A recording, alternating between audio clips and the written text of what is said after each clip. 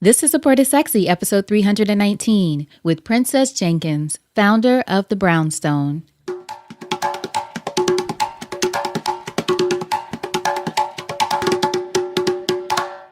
Welcome to Support is Sexy. I'm your host, Elayne Fluker, entrepreneur, author, and founder of Chic Rebellion Media. 5 days a week, Monday through Friday, I interview inspiring women entrepreneurs who share their wins and their lessons to help you take your business and your life to the next level and create something sexy. Here we go.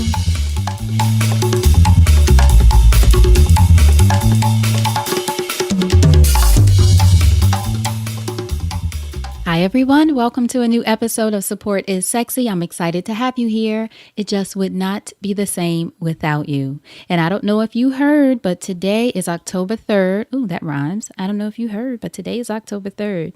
In any case, we have now 89 days left in 2017. And I mentioned this because as of yesterday, October 2nd, we started the 90 Days to Next Level Challenge. It's a free challenge I'm doing. I know you have some goals that have been lingering on your to-do list. We're not going to judge you, but I want you to get in this group and get in the challenge if there's a goal that you want to accomplish and you want some support, because we're all about it around here, some support and accountability around it. So I'm sending out free videos, other inspiration for you, just ways to get you fired up about your goal so you can make it. I'm going to stop saying make it happen. That's something I'm conscious of. So call me out if you hear me saying that. Not about making it happen, but putting things in place so that it's easier to flow. We're going to make our goals easier to flow with some support and accountability. So to find out more, go to 90days2nextlevel.com. That's the number 90days to nextlevel.com. 90days2nextlevel.com. Now, you missed the first email that went out, but if you sign up today or in the next couple of days, I'll give you a couple of days grace period. I'll be sure to send you everything and get you caught up. We're communicating in a great Facebook group, so I want you to get in there early so you can start from the beginning. 90days2nextlevel.com. Now, I'm so excited about our guest today, Princess Jenkins. She has been an entrepreneur for 30 years, and I love talking to women who have been in the business for a while because they have such wisdom and expertise and insight and experiences that they can share with newbies like me. I consider myself a newbie, even though I've been doing this for a few years. Just things along the journey that you might not know, might not think of. And as Princess mentions in this episode, there are things that she can say, not that way, sis. I did it that way. That didn't work out. Or here's what you need to know if you decide to go that way. So Princess is the founder of a boutique in Harlem, New York called the Brownstone. And as I mentioned, it's been there for many years, a staple in the community. And she talks to us about growing the business and really being clear on what your customers are looking for. So in this episode, what you'll also learn from Princess is the benefits of being a multi-passionate entrepreneur, the importance of backing up your passion with training, how to package your brilliance so it's accessible to your clients and customers, how to truly know your customers and their needs, the way to tune into other potential opportunities or extensions of your brand, the core values that she believes you need to have in order to build a strong business, the distinctions between your mission statement and your vision statement. And if you've been listening to the podcast for a while, you know we did that a few months ago. I guess it was a few months ago now. Time goes so fast. But we talked about the distinction between those two. It was good to hear Princess talk about that and what hers are. Also, the difference between giving up and setting something aside for later. So I know you're going to enjoy this episode. Tons of entrepreneur wisdom in here. So without further ado, Princess Jenkins. So Princess, thank you so much for joining us for an episode of Support is Sexy. I'm excited to have you. Support is sexy, and I'm just happy to be here. Excellent. So our first question, when did you first fall in love with entrepreneurship? I think I've always been an entrepreneur. I remember going to the five and dime store, which is what they used to call them when I was growing up, with my grandma, and she would give us money to go and shop in the toy section. And I had one sister who loved bubblegum machines, and she'd always buy one, and another sister who loved dolls, and she'd buy dolls and dolls' clothes. I always found myself in the stationery aisle. And in that aisle, I would buy pens, papers, pads, and cash receipts. And while we were playing dolls and other things, I would say, let's play post office, let's play cleaners and get the dirty clothes out of the hamper and bring them to the cleaners, or let's make a fake letter to mail. Anything where I could exchange a handwritten receipt for play money. And that's what I Right. bought, with receipts and play money. So I think in my heart, I've always been an entrepreneur. Now, where do you think you witnessed that? Was it just going to the cleaners in different places and just seeing how it worked and being somehow, Actually, yeah. actually, I think that's a really great question. I grew up with my grandparents who owned several stores Mm-hmm. in the South Bronx. They owned a corner grocery store where they sold ice cream and sodas and potato chips and the Sunday paper. And they soon expanded and they opened a barbecue restaurant next door. So from the time I think I might have been 7, they owned that business, and we would go over there. And while the kids were playing outside, I was working in the store and servicing the clients and at the register and, packing the bag. So I think I got exposed fairly early. Right. So you were able to witness it and experience it actually working in the Yeah. store. Right. See it in action. Seeing it in action. Exactly. Now, did you grow up in the South Bronx? I actually grew up a little, not so South Bronx, but I grew up on Mohegan and Honeywell on 179th Street, right down the block right across from Southern Boulevard in my formative years. And then I continued in my teen years. We lived on Morris Park in Van Buren, where my family actually still lives now, which is, on the northeast side. But all in New York. You're definitely a New Yorker. I'm a New Yorker from the boogie down Bronx, living in Harlem. Right. There you go. Exactly. So, what would you say, other than I know witnessing entrepreneurship at its best and working in the store, what would you say a young princess was like? It's funny because you'd have to ask my friends, and I did. I said, what was I like? They said, you were focused, you were clear, because I was often wondering how come the boys didn't talk to me. And so as an adult, I asked one of my friends, and That doesn't he change. said, yeah, he says, you just weren't interested in the day to day. I was an A student. I had gotten skipped. I was focused. Was on the track team. I was a cheerleader and the cheerleading captain. So always, at the top of my game, always wanting to do my very best in all the things that I could do and participate in. And from the time I was 13, I knew I wanted to go into the fashion industry. So just kind of focused on my goals at Hmm. all times as a young person. How did fashion become the thing when you were 13? I always wanted something different. I wanted to wear something different. So I started designing my own clothes, cutting my jeans, stitching yarn into my jeans, dyeing my hair, just, trying to find my own fashion identity, Hmm. and definitely end up looking different than most people. So early on, I had a penchant for, setting my own trend. Did you learn how to sew from your grandmother? Actually, it's funny. My grandmother was a seamstress, and she sewed by hand, and she did alterations for people. So I did see sewing in my home, but not sewing on a machine, which was really detrimental once I got to college, because when I went to FIT, everybody knew how to use a sewing machine who was interested in fashion. But she hand stitched and beautifully. And Hmm. she also was a milliner and made her own church hats on Sunday, on Saturday to wear on Sunday. She didn't make church hats for other people. She only made hats for herself, which was really funny, but that was her thing. So I did get to see fashion in action as well. Right. So now, when you went to FIT, did you know? Did you know at that point that you were going to open your own boutique? What did you have in mind that you wanted to do? I know you were interested, obviously, in Uh, the fashion industry, but what did you feel like yeah, was going to be the thing? I had begun to work in the fashion industry very early on. I started at the age of 16 as an intern for a famous designer on 7th Avenue. So I had gotten some exposure to fashion on a very high end early on, which is great because then you learn from the best. Which And I learned designer? from, yeah, Vera Maxwell. Okay. Yeah, and so her fame hit around the 60s into the early 70s, and she dressed Princess Rainier, who was Grace Kelly, as you know, and her people who were her peers at that time were Frank Olive and Lily Dashay, and she Mm. dressed just really famous people, and I got exposed to that early, and it was from there that I decided to go to FIT.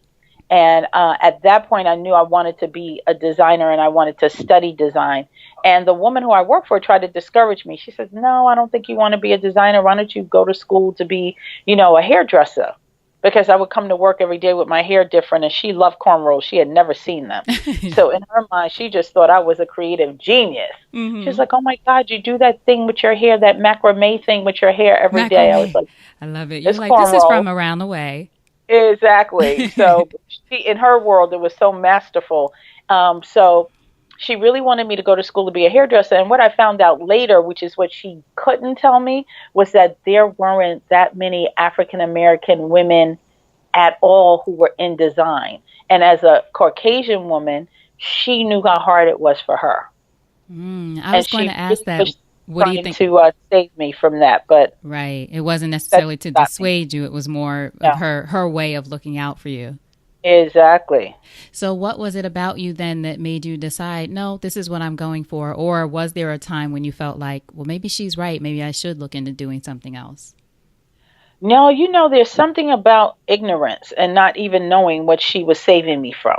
Ignorance is I had bliss. no idea that uh, there were no black women as designers at that time. I had no idea. I had no idea what I would be up against in the design world. So it freed me from even having those shackles on my heart or on my mind.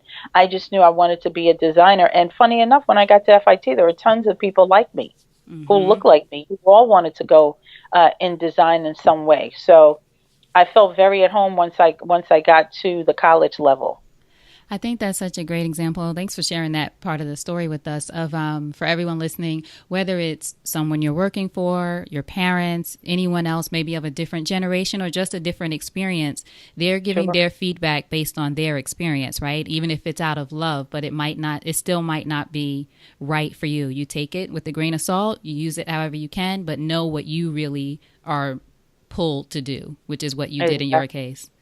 Yeah, yeah. Hmm. And I'm happy I did. Happy you did. Now, how did you end up then deciding to open up your store, the Brownstone in Harlem? Well, prior to coming to the Brownstone in Harlem, where I've been for 20 years in Harlem, I actually opened my first boutique in Prospect Heights, Brooklyn. Okay. And I was there for 7 years, and myself and a partner, she was a hairstylist, I was in fashion. We had partnered early on and done some other things, but she had just tons of clients who would come to her to get their hair done.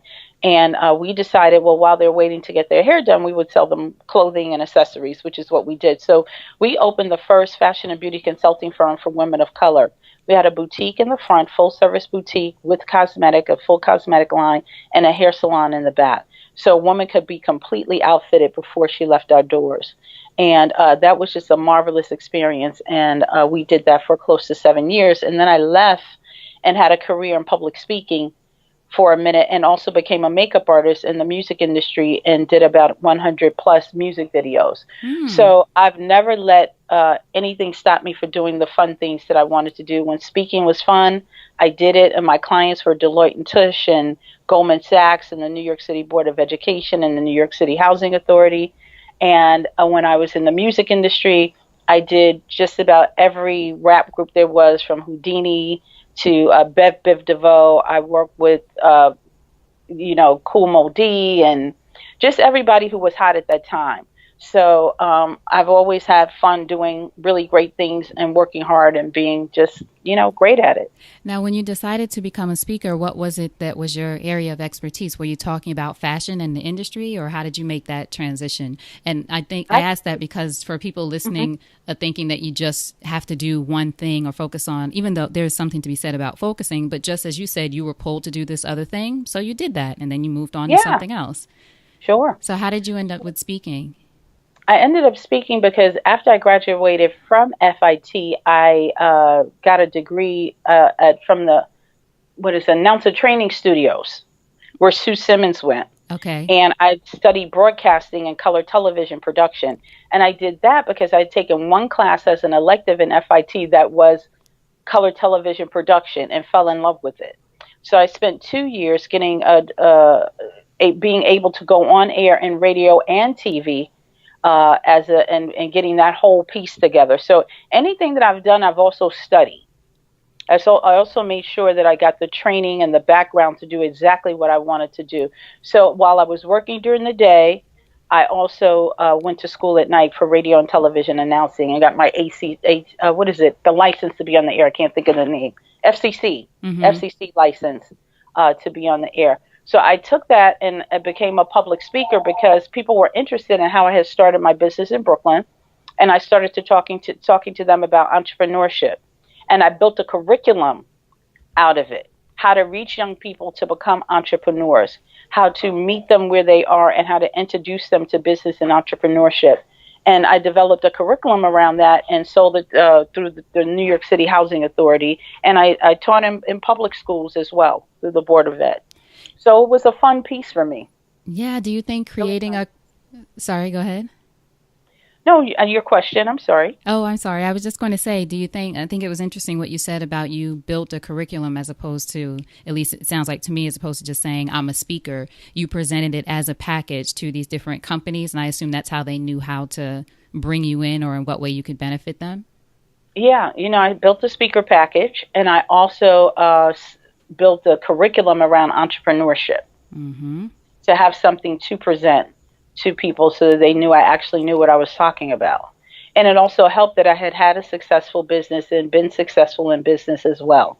Right. So you were And speaking not from just experience. exactly, exactly. Hmm. And then how do you end up from there going into becoming a makeup artist? Pulled in another direction.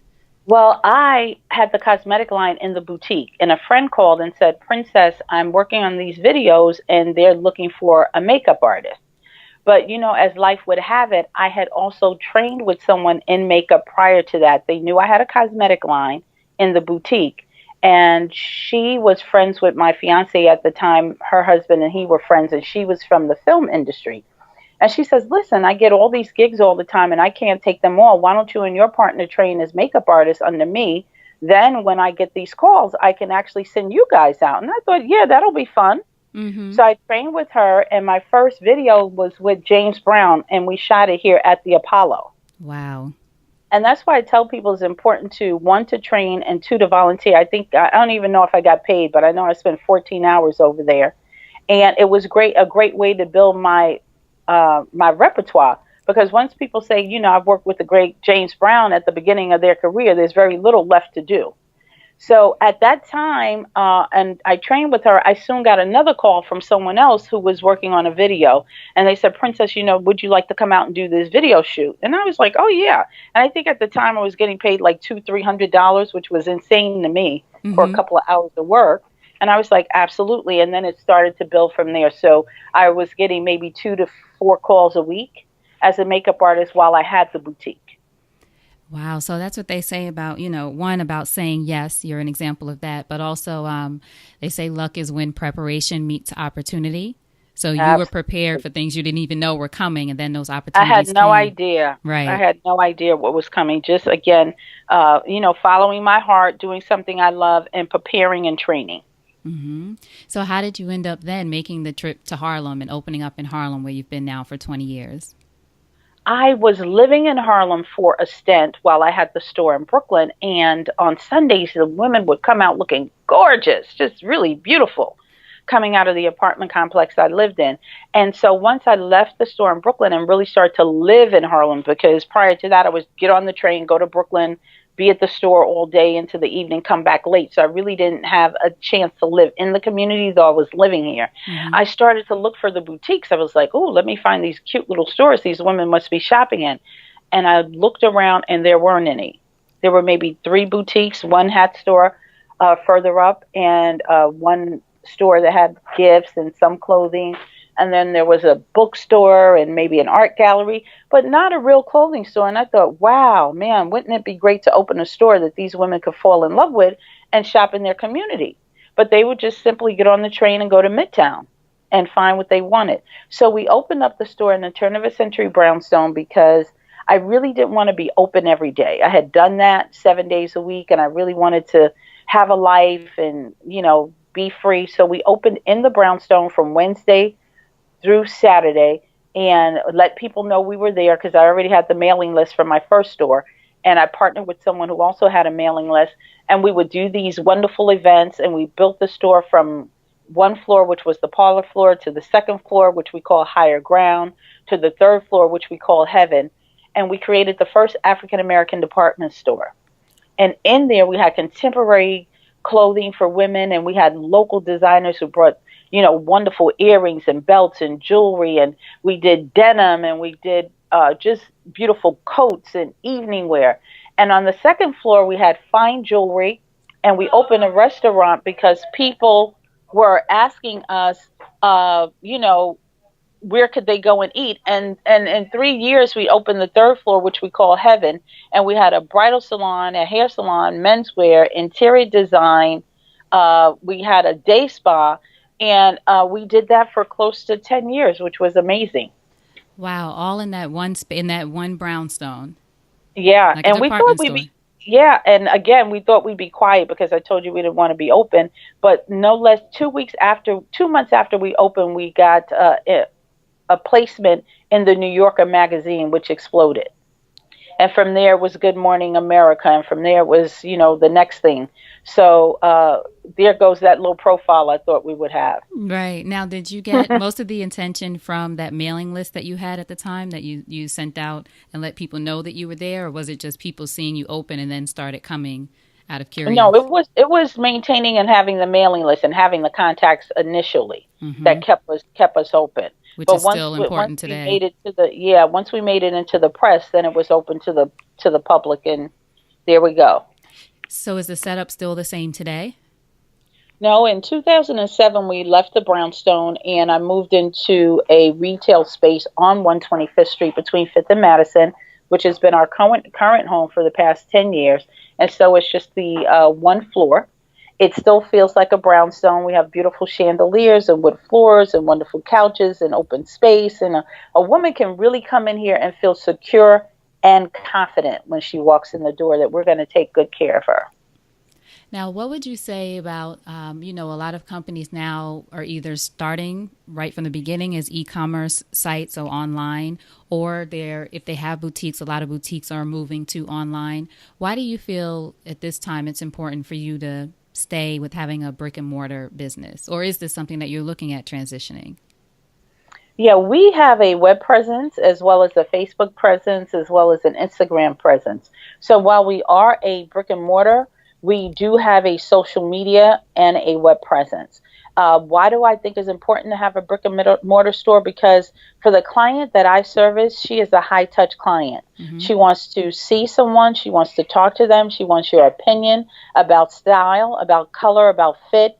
She wants you to know her name. She wants you to say her name when she walks in. Remember the last conversation that you had with her. She is traveled, she is artistic, and she is marvelous. And we recognize that when she walks in the door. And so when other people's businesses are diminishing in brick and mortar and retail, we are maintaining that customer because she feels like she is a part of something.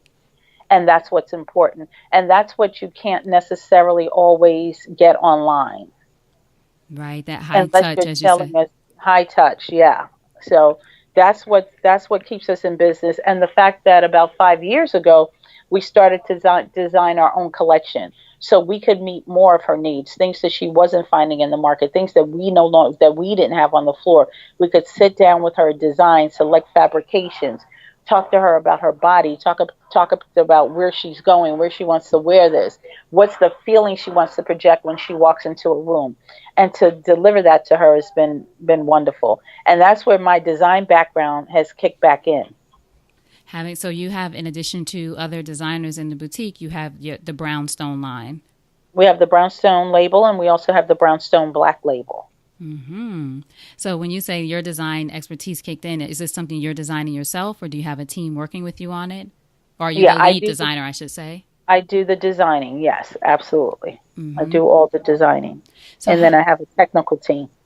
so how important is that for the women listening? How important is it to look at those kinds of things of where you can have an extension of your own brand or company in a way an additional way to serve your customer?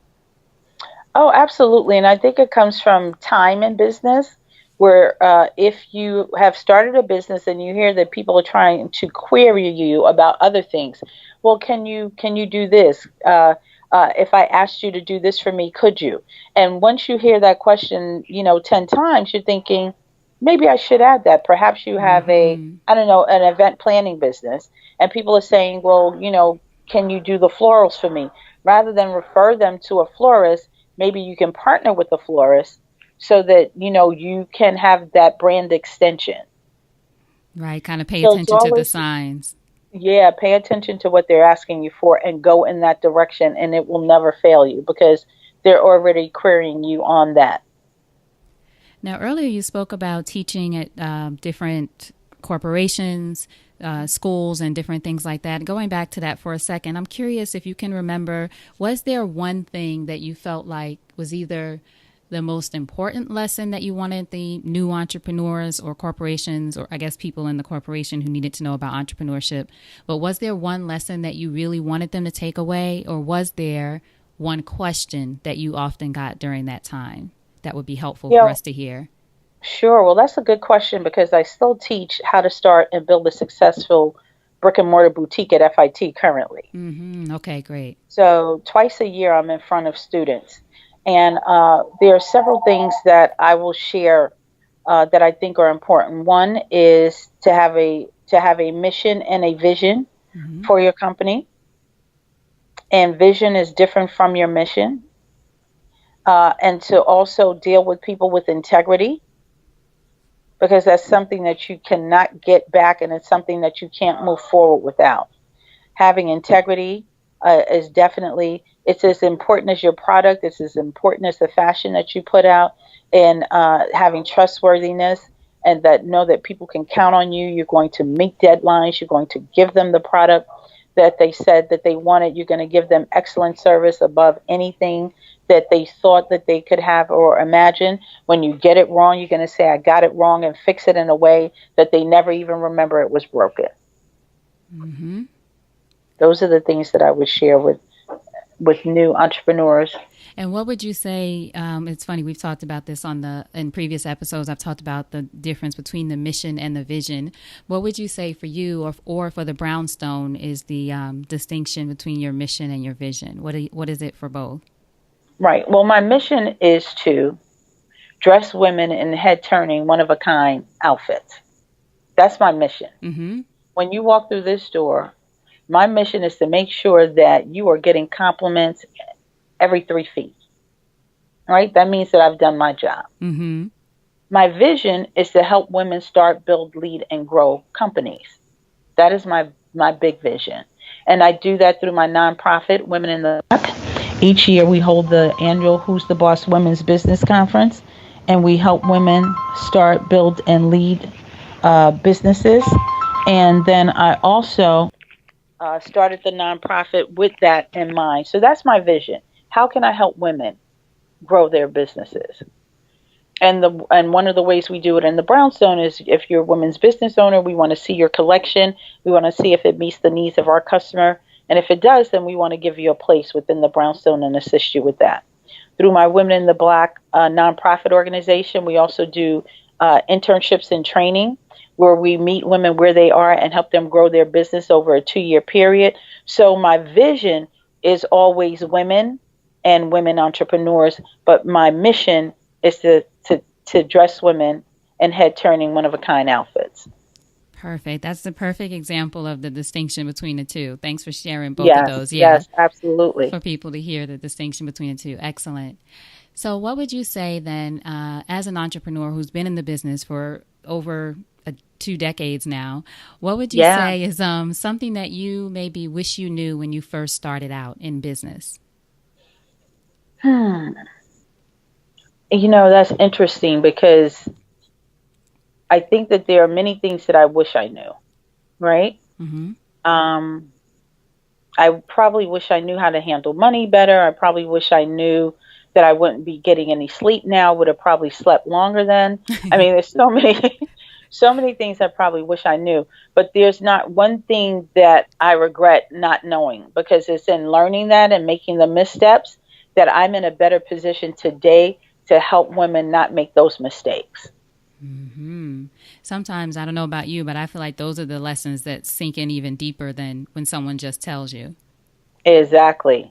So right now, my vision is to help women avoid the mistakes that I've made.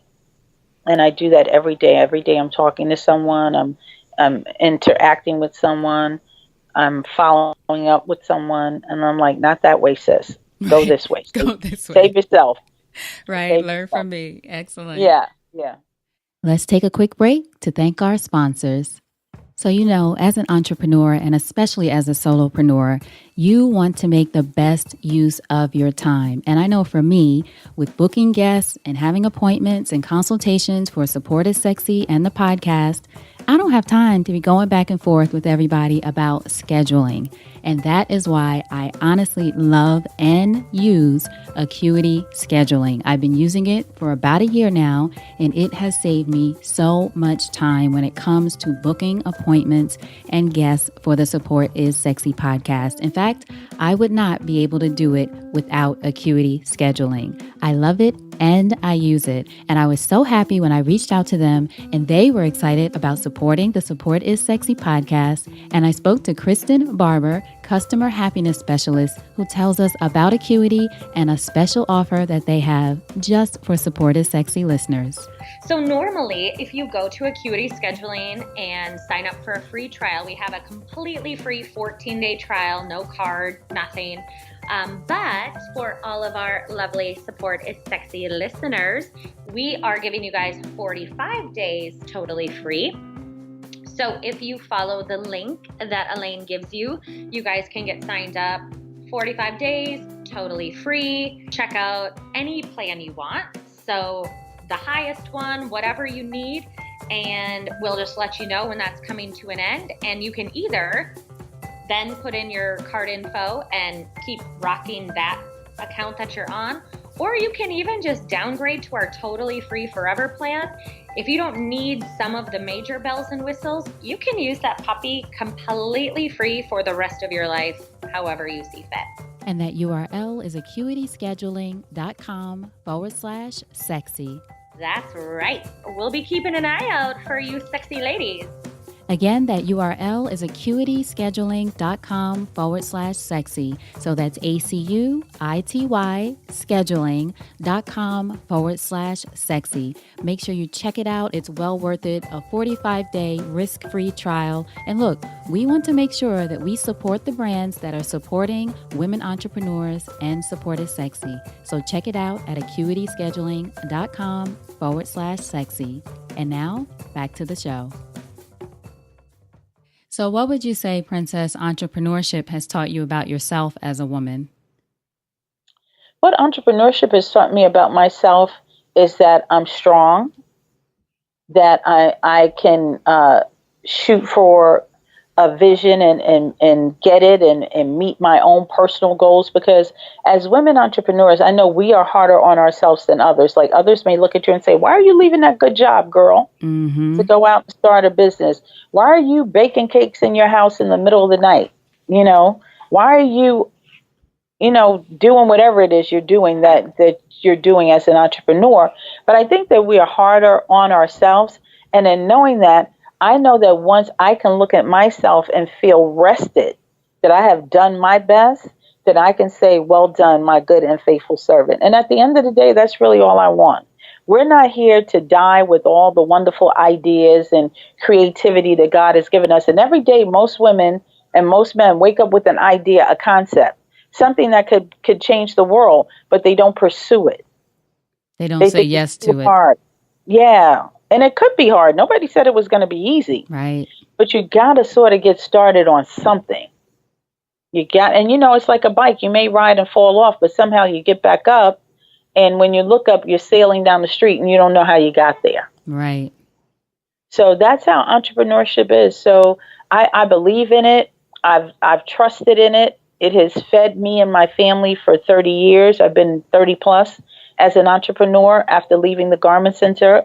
I never went back. I worked for a total of 7 years in the garment center.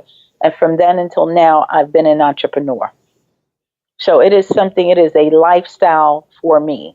And I've been a serial entrepreneur, and I've failed at many things. I love to say that I failed my way to the top. That's just how I got here, by failing in many things to get here. So I say, don't be afraid of failure. and get back up and dust yourself off. I mean, it's an old adage, but it still works. How does it work for you? Because you mentioned that, and I think that's powerful for people to hear. We hear often the sides of the story, and you've been so honest about your journey. What would you say has been the thing for you that has gotten you through either the low times or the failures? I think what has gotten me through the low times, and there have been many, and even being 30 years in, there's always something. As I was saying to the gentleman who works with me, I said the printer the other day just went out, but there's always something. It doesn't matter where you are in your journey.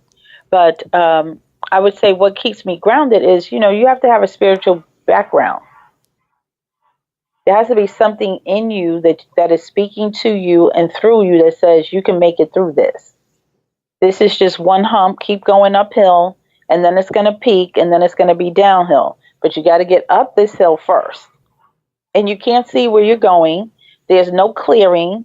There's trees and there's twigs and there's snow-capped mountains all in the way. But when you get over there, lo and behold, there's the green meadows. Just keep going. So, yeah, you got to keep climbing. I remember that life for me ain't been no crystal stair. Right. It hasn't been a crystal stair, but I kept climbing. And you didn't you didn't give up on it sounds like you didn't give up on yourself or on the dream, even if it took different shape at different times. Oh, yeah, never give up on yourself. I mean, that's just the worst. I mean, you can give up on an idea and walk away from an idea or put it down. I looked at a sweater I was crocheting last year, which I put down. And I took it out last night, and I still haven't touched it. But you know what? It's still there. Mm-hmm. And when I go back to pick it up and decide that I'm going to finish it, I will finish it. But, to fail on yourself, there's no sort of coming back from that. You have to really know that there's something in you. And, God didn't give me a voice. I can't go hit the top chart. So I got to work with what he's given me. Mm-hmm. And what he's given me is a love for people and women and fashion. And I can use that all day long. And I think it's so powerful what you said, Princess, about this idea of being able to go back and pick something up later if it's something that you really do want to do. I've had to learn that in my own journey, just with having a business earlier on that I thought was going to be the thing or the focus for the next however many years. And then coming to a point late in 2015 where this supportive sexy ideas kept really, as you said, the signs, it kept coming to me. And I put the other business to the side. That was my crochet sweater. But I had to get to the point where I realized, okay, it's not, I was mourning it almost like it was dead, but it's sort of, no, this is to the side for now. Who knows what the future holds? Exactly. Yes. And how you can pick it up in a more powerful way when you have the right pieces or the right partners or the right presence of mind. Right. Absolutely. I needed to hear that. Thank you. Yeah, you got it. Sure. So in closing, Princess, if you think over your life and career and you had the chance to thank only one person whose support was critical to you personally or professionally, who would that be and what would you say? You know what? I'm named after two incredible women in my life. My middle name is Lucille, and I would have to thank both my grandmothers. My grandmother, Lucille, who raised me, who fortified me, who gave me the spiritual, everything we needed. She raised us while I had two working parents. I would have to thank her every single day. She was totally supportive. And then I would have to thank my other grandmother who supported the other side of me. When I wanted a bicycle, they bought me one. When I wanted a typewriter and I wanted to learn how to type, it was those grandparents, my grandmother Lucille, who had the business and had the store and the wherewithal, who bought me the other things that my grandmother Lucille, one, couldn't give me. And they also gave me the gift of entrepreneurship, and by seeing them working. So I would have to thank both my grandma Lucille's for who I am today. Both your grandma Lucille's. Mm-hmm. I love that. Thank you for sharing that with us. Sure. Now tell us how we can support you. Tell everyone your website and social media where we can find you. I'll have links to it, of course, but just so everyone can hear it. Sure. You can visit the Brownstone. It's a wonderful experience. If you are looking for a hands-on way to shop. We have a lot of women in the audience who you have not enjoyed the shopping experience, then come by the Brownstone. We're located at 24 East 125th Street between 5th and Madison Avenues. We're open from 11 till about 7:30 every night. You can also go on our website. There you can see all the wonderful pieces that we have. We have more in-store that are not on our website. There's also some great videos you can watch there, and that's at www.thebrownstonewoman, W-O-M-A-N, thebrownstonewoman.com. We're also at 24 Brownstone on Twitter and the Brownstone Woman on Instagram. So you can find us. You can also Google Princess Jenkins, and I'll come up as well. So there's wonderful ways to find us. And if you ever find yourself at the Financial Museum on Wall Street and you go into the entrepreneurship area, you will find that I'm the only African-American woman on entrepreneurship in a permanent exhibit in a museum. And that's down on Wall Street in the Financial Museum. So there's wonderful ways to find out about Princess Jenkins and the Brownstone. That's excellent. The Financial Museum. I have the link to that too for everyone listening. Sure. So the Brownstone, Princess, the Financial Museum, we have listeners in 112 countries. So that's all in New York. So we're going to have the address and everything and the website so you can all find out more. Fantastic. Princess, thank you so much. I appreciate chatting with you, hearing your wisdom too as someone who's been in business for so many years. Well, support is sexy. Yeah. And I thank you for your support and everybody who's listening. Thank you so much for having me today. Absolutely. Hold on just a moment. All right. Thank you so much for listening to that conversation with Princess. Tons of wisdom in there. If you want to learn more, to find out about the Brownstone and more about Princess herself, be sure to go to supportissexypodcast.com and just search Princess. Princess in the search box. Her show notes page will come up with all of the links, resources, the address for the Brownstone so you can find out more. That's supportissexypodcast.com and just search Princess. Now, thank you so much for being here. You know, I appreciate you. If this is your first time, your 319th time, you're just stopping in or you're binging, I appreciate you guys so much for binging. It's incredible when you tell me that you've listened to several episodes at a time. It's like Netflix. I love it. Please let me know, though, what you think of the show. Leave a review wherever you're listening. Leave a review. It takes just a couple of minutes. In fact, when you go to the website and you look at Princess's show notes, there's a link there that says, if you love the episode, leave a review. If you click that, it will take you right to the page. I wanted to make it as easy as possible. And reviews, so they say, I'll be honest with you, really help the podcast get more light, if you will. So more people will see it on these podcasting platforms. So that's why you hear a lot of hosts ask for reviews. Really, I want to hear your feedback as well. I love to hear from you. Whatever your feedback is, I love it when it's positive, of course. But anything that you want to share, I want to hear about it. The podcast reviews, though, do help the show continue to get light and move up through the ranks for more and more people to be able to see it. And for me, that's my mission, as we talked about in this episode with mission and vision.